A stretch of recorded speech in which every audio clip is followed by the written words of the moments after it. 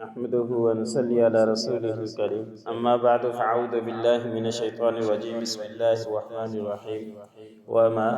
أرسلنا من رسول إلا بلسان قومه ليبين لهم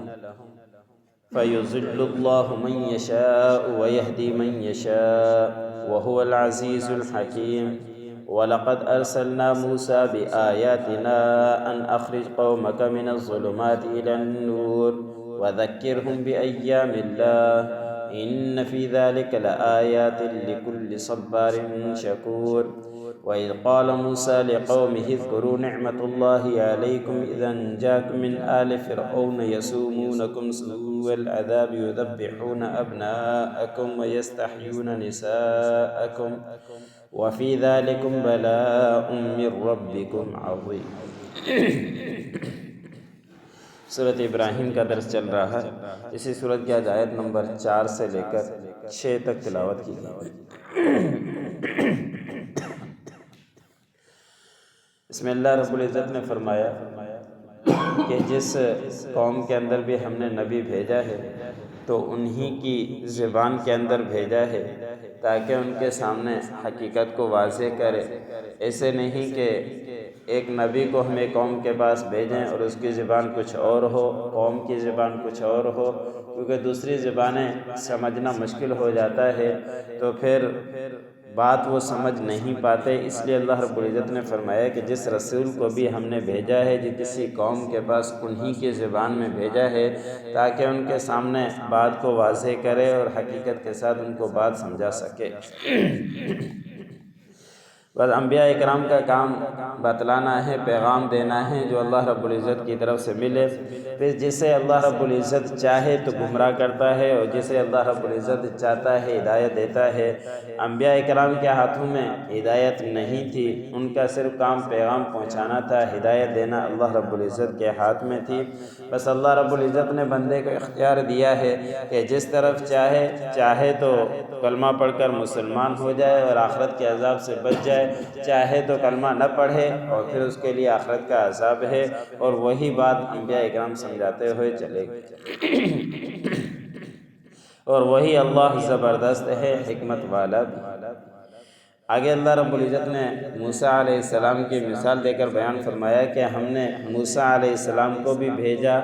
اپنی قوم کے اندر ہماری نشانیوں کے ساتھ تاکہ اپنی قوم کو ظلم کے اندھیروں سے، برائیوں سے نکال کر روشنی کی طرف لے جائے. اور حضرت موسیٰ علیہ السلام کو بہت ساری نشانیوں سے اللہ رب العزت نے نوازا تھا. سب سے بڑی نشانی حضرت موسیٰ علیہ السلام کی یہ تھی کہ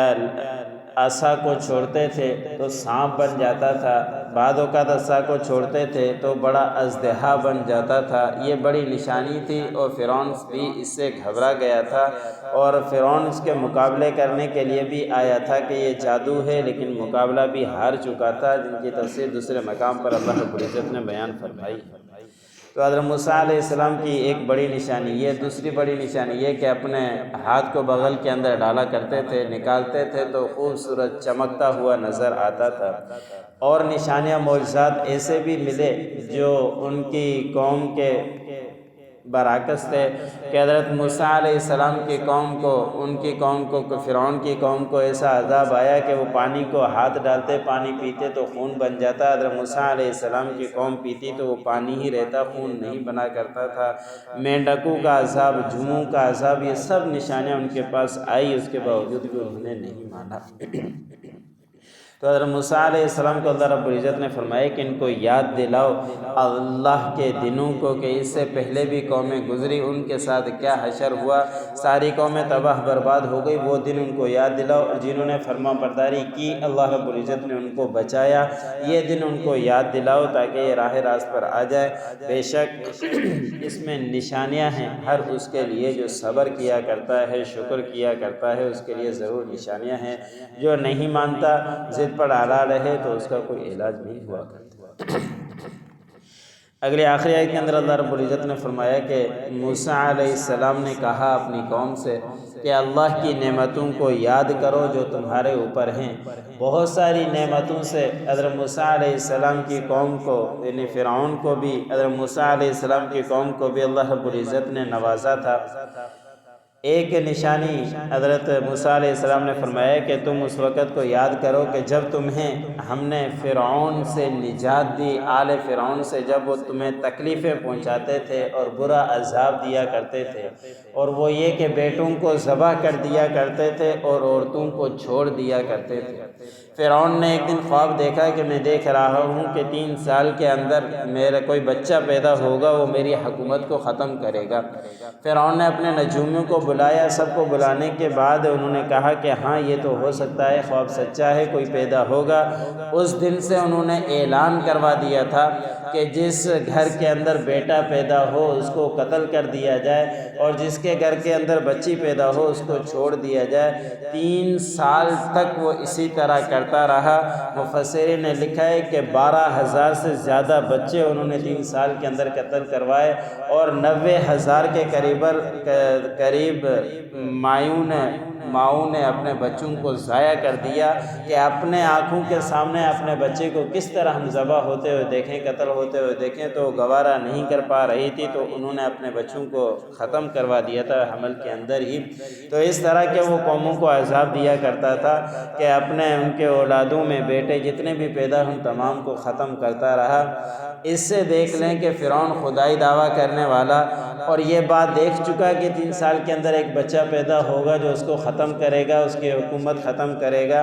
اور اس نے قتل کروانا بھی شروع کر دیا، نگران رکھ دیے، عورتیں چھوڑ دی گھر کے اندر، کہیں پہ بھی بچہ پیدا ہو اس کو قتل کر دیتا۔ لیکن اللہ رب العزت نے بچانا تھا، ان کی حکومت ختم کرنی تھی، جتنا بھی انہوں نے زور لگایا لگا چکے، لیکن اللہ رب العزت نے موسیٰ علیہ السلام کو پیدا کر کے دکھایا، اور اللہ رب العزت جو چاہتا ہے وہ ہو کر ہی رہتا ہے۔ کوئی جتنا بھی طاقتور ہو مقابلہ کرنا چاہے مقابلہ نہیں کر سکتا۔ اس یہ مثال سب سے بڑی اللہ رب العزت کی شان کی یہی ہے کہ انہوں نے کتنا بھی چاہا، خدائی دعویٰ کرنے والا بھی تھا لیکن نہیں، جو اللہ رب العزت نے چاہا وہ ہو کر ہی رہا، اور یہاں تک کہ ان کے گھر کے اندر پل کر اللہ رب العزت نے دکھلا دیا۔ موسیٰ علیہ السلام، ان کے حضرت موسیٰ علیہ السلام فرعون کے گھر کے اندر ہی پلے، فرعون کے گھر کے اندر ہی بڑے ہوئے، فرعون کے گھر کے اندر ہی جوان ہو کر اسی کی حکومت ختم کی، اور وہی کہ جس کو ختم کرنا چاہ رہا کہ کوئی پیدا نہ ہو، لیکن اللہ رب العزت نے اس کے گھر کے اندر ہی پرورش کر کے دکھلا دی۔ اور اللہ رب العزت نے فرمایا کہ اس میں ان موسیٰ علیہ السلام کی قوم کے لیے بڑی آزمائش تھی، امتحان تھا، اور جس کے اندر وہ کامیاب ہوئے، حضرت موسیٰ علیہ السلام پھر پیدا ہوئے، فرعون کی قوم حکومت کو تباہ برباد کر کے دکھلایا۔ وَمَا أَرْسَلْنَا مِن رَّسُولٍ إِلَّا بِلِسَانِ قَوْمِهِ، نہیں ہم نے بھیجا کسی رسول کو مگر اسی کی قوم کی زبان کے اندر، لِيُبَيِّنَ لَهُمْ، تاکہ ان کے لیے وہ واضح کرے جو پیغام وحی نبی کے پاس آتی ہے۔ فَيَضِلُّ اللَّهُ مَن يَشَاءُ وَيَهْدِي مَن يَشَاءُ، بس اللہ رب العزت گمراہ کرتے ہیں جسے چاہیں اور ہدایت دیتے ہیں جسے چاہیں، وَهُوَ الْعَزِيزُ الْحَكِيمُ، وہی اللہ زبردست حکمت والا ہے۔ وَلَقَدْ أَرْسَلْنَا مُوسَىٰ بِآيَاتِنَا أَنْ أَخْرِجْ قَوْمَكَ مِنَ الظُّلُمَاتِ إِلَى النُّورِ، تاکہ ہم نے دی موسیٰ علیہ السلام کو اپنی نشانیاں کہ وہ نکالے اپنی قوم کو اندھیروں سے روشنی کی طرف، وَذَكِّرْهُمْ بِأَيَّامِ اللَّهِ، اور ان کو یاد دلائے اللہ کے ایام کو، دنوں کو، إِنَّ فِي ذَلِكَ لَآيَاتٍ لِكُلِّ صَبَّارٍ شَكُورٍ، بے شک اس میں نشانیاں ہیں ہر اس کے لیے جو صبر کرنے والا ہے، شکر کرنے والا ہے۔ وَإِذْ قَالَ مُوسَىٰ لِقَوْمِهِ اذْكُرُوا نِعْمَةَ اللَّهِ عَلَيْكُمْ، جب کہا موسیٰ علیہ السلام نے اپنی قوم سے کہ یاد کرو اللہ کی نعمتوں کو جو تمہارے اوپر ہیں، إِذْ أَنْجَاكُمْ مِنْ آلِ فِرْعَوْنَ يَسُومُونَكُمْ سُوءَ سوء العذاب، کہ جب ہم نے تمہیں نجات دی تمہیں نجات دی پھر آل فرعون سے جو تمہیں دردناک عذاب و تکلیفیں پہنچایا کرتے تھے، وَيُذَبِّحُونَ أَبْنَاءَكُمْ، اور وہ ذبح کیا کرتے تھے تمہارے بیٹوں کو، وَيَسْتَحْيُونَ نِسَاءَكُمْ، اور تمہاری عورتوں کو زندہ رکھا کرتے تھے، وَفِي ذَلِكُمْ بَلَاءٌ مِّن رَبِّكُمْ عَظِيمٌ، اور اس میں بڑی آزمائش تھی، امتحان تھا تمہارے پروردگار کی طرف سے۔